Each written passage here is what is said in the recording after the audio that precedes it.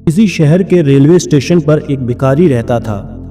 वो वहां आने जाने वाली सभी रेलगाड़ियों में बैठे हुए यात्रियों से भीख मांगकर अपना पेट भरता था। एक दिन जब वो भीख मांग रहा था तो सूट बूट पहने हुए एक लंबा सा व्यक्ति उसे दिखाई दिया। उसने सोचा कि ये जो व्यक्ति है बहुत अमीर लगता है, इससे भीख मांगने पर ये मुझे जरूर अच्छे पैसे देगा। वो उस लंबे आदमी से भीख मांगने लगा। भिखारी को देखकर उस लंबे व्यक्ति ने कहा, तुम हमेशा मांगते ही हो, क्या कभी किसी को कुछ देते भी हो? भिखारी बोला, साहब मैं तो भिखारी हूं, हमेशा लोगों से मांगता ही रहता हूं। मेरी इतनी औकात कहां कि किसी को कुछ दे सकूं। लंबा व्यक्ति बोला, जब किसी को कुछ दे नहीं सकते तो तुम्हें मांगने का भी कोई हक नहीं है। मैं एक व्यापारी हूं और लेन देन में ही विश्वास रखता हूं। अगर तुम्हारे पास मुझे कुछ देने को हो तभी मैं तुम्हें बदले में कुछ दे सकता हूं। तभी वो स्टेशन आ गया जहां उस लंबे व्यक्ति को उतरना था। वो ट्रेन से उतरा और चला गया। इधर भिखारी उसकी कही गई बात के बारे में सोचने लगा। उस लंबे व्यक्ति के द्वारा कही गई वो बात उस भिखारी के दिल में उतर गई। वो सोचने लगा कि शायद मुझे भीख में अधिक पैसा इसलिए नहीं मिलता क्योंकि मैं उसके बदले में किसी को कुछ दे नहीं पाता हूँ। लेकिन मैं तो भिखारी हूँ, किसी को कुछ देने लायक भी नहीं हूँ। लेकिन कब तक मैं लोगों को बिना कुछ दिए केवल मांगता ही रहूंगा? बहुत सोचने के बाद उस भिखारी ने यह निर्णय किया कि जो भी व्यक्ति उसे भीख देगा तो उसके बदले में वो भी उस व्यक्ति को कुछ जरूर देगा। लेकिन अब उसके दिमाग में यह प्रश्न चल रहा था कि वो खुद भिखारी है तो भीख के बदले में वो दूसरों को क्या दे सकता है। इस बात को सोचते हुए 2 दिन हो गए, लेकिन उसे अपने प्रश्न का कोई उत्तर नहीं मिला। तीसरे दिन जब वो स्टेशन के पास बैठा हुआ था तभी उसकी नजर कुछ फूलों पर पड़ी जो स्टेशन के आसपास के पौधों पर खिल रहे थे। उसने सोचा कि क्यों ना मैं लोगों को भीख के बदले फूल दे दिया करूं। उसको अपना यह विचार अच्छा लगा और उसने वहां से कुछ फूल तोड़ लिए। अब वो ट्रेन में भीख मांगने पहुंचा।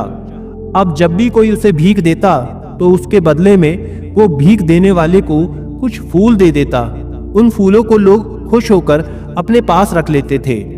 अब भिखारी रोजाना फूल तोड़ता और भीख के बदले में उन फूलों को लोगों में बांट देता था। कुछ ही दिनों में उसने महसूस किया कि अब उसे बहुत अधिक लोग भीख देने लगे हैं।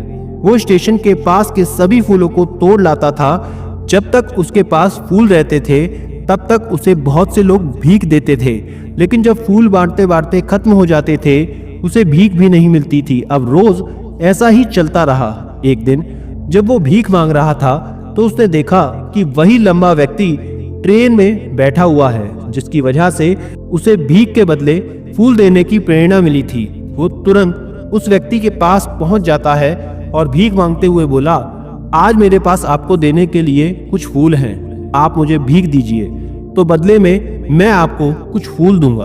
उस लंबे व्यक्ति ने उसे भीख के रूप में कुछ पैसे दे दिए और भिखारी ने कुछ फूल उसे दे दिए। उस लंबे व्यक्ति को ये बात बहुत पसंद आई। वो बोला, वाह क्या बात है, आज तुम भी मेरी तरह एक व्यापारी बन गए हो। इतना कहकर फूल लेकर वो लंबा व्यक्ति अपने स्टेशन पर उतर गया। लेकिन उस लंबे व्यक्ति द्वारा कही गई ये एक बात फिर से उस भिखारी के दिल में उतर गई। वो बार बार उस लंबे व्यक्ति के द्वारा कही गई लाइन के बारे में सोचने लगा और बहुत खुश होने लगा। उसकी आंखें अब चमकने लगी।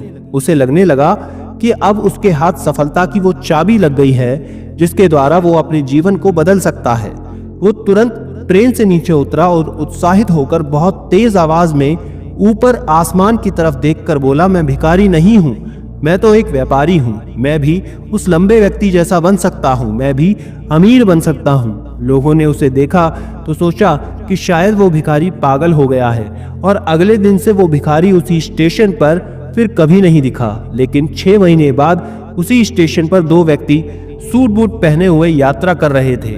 दोनों ने एक दूसरे को देखा तो उनमें से एक ने दूसरे से हाथ मिलाया और कहा, क्या आपने मुझे पहचाना?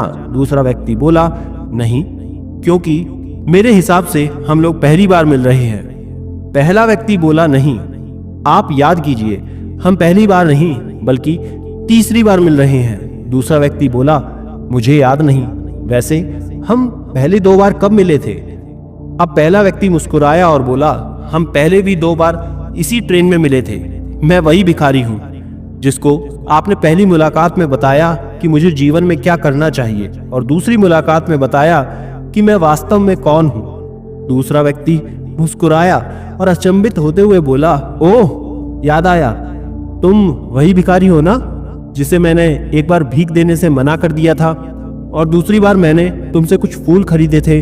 लेकिन आज तुम ये सूट बूट में कहाँ जा रहे हो और आजकल क्या कर रहे हो?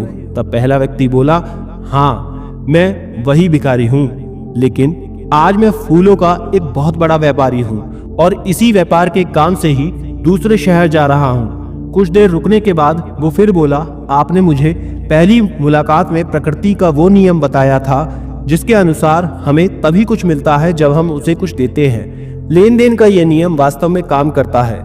मैंने ये बहुत अच्छी तरह से महसूस किया है, लेकिन मैं खुद को हमेशा भिखारी ही समझता रहा। इससे ऊपर उठकर मैंने कभी सोचा ही नहीं। और जब आपसे मेरी दूसरी मुलाकात हुई तब आपने मुझे बताया कि मैं एक व्यापारी बन चुका हूँ। अब मैं समझ चुका था कि मैं वास्तव में एक भिखारी नहीं बल्कि व्यापारी बन चुका हूँ। मैंने समझ लिया था कि लोग मुझे इतनी भीख क्यों दे रहे हैं, क्योंकि वो मुझे भीख नहीं दे रहे थे बल्कि उन फूलों का मूल्य चुका रहे थे। सभी लोग मेरे फूल खरीद रहे थे क्योंकि इससे सस्ते फूल उन्हें कहाँ मिलते। लोगों की नज़रों में मैं एक छोटा व्यापारी था, लेकिन मैं अपनी नज़रों में एक भिखारी ही था।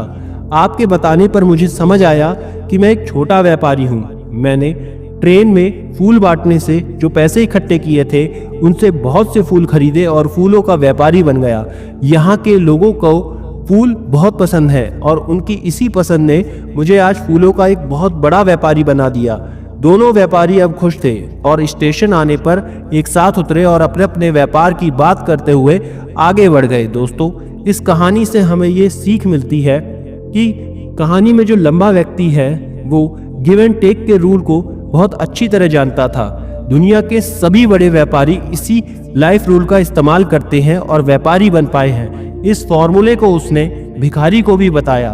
भिखारी ने इस नेचुरल रूल को अपना लिया और इसका असर उसके जीवन में साफ दिखाई भी देने लगा।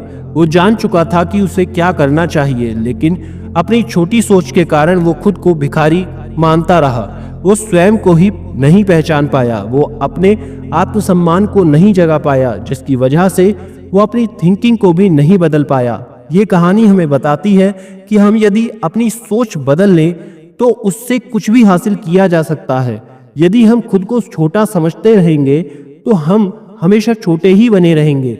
बड़ा बनने के लिए हमें हमारे विचारों को बदलना होगा, हमें खुद के बारे में बड़ा सोचना होगा, तभी हम बड़े बन पाएंगे। कहानी में भी भिखारी खुद को भिखारी ही समझता रहा और भिखारी ही बना रहा, लेकिन जब उसे पता चला कि वो तो एक व्यापारी है तो उसने अपना विचार बदला। अपने बारे में विचार बदलने से उसका जीवन ही बदल गया।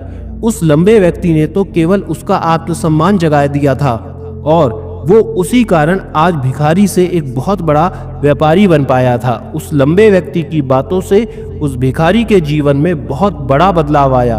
वास्तव में उस भिखारी का सेल्फ रिस्पेक्ट जाग गया था और सेल्फ रिस्पेक्ट और कुछ नहीं बल्कि हमारी खुद के बारे में सोच होती है। आप भी प्रकृति के इस नियम को सीखिए, अपने आत्मसम्मान को जागृत कीजिए, अपनी सोच को बदलिए और उसे बहुत बड़ा बनाइए।